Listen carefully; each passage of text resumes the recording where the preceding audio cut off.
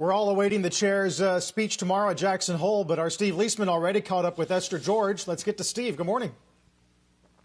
Good morning, Carl. Yeah, the Jackson Hole Summit will take place virtually this year, but I'm going to try to make it real. Yesterday, I interviewed the host, Esther George of Kansas City, and asked her how much concern she had about this new issue here, the concern about a double-dip recession.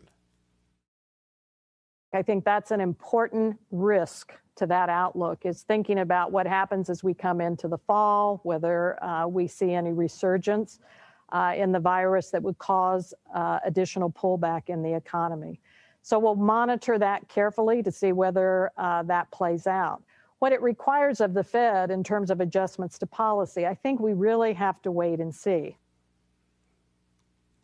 So George sounded open to doing more if needed. Her Kansas City district is home to troubled aerospace, energy, and agricultural companies. She's looking for how much damage remains after the virus passes.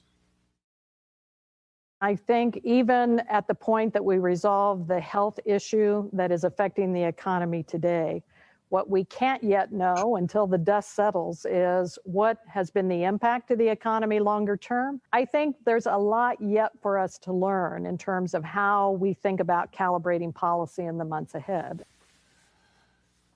George added she's not a fan, as some have suggested, of letting inflation run hot. That's something that Chair Powell may talk about tomorrow at 9 a.m.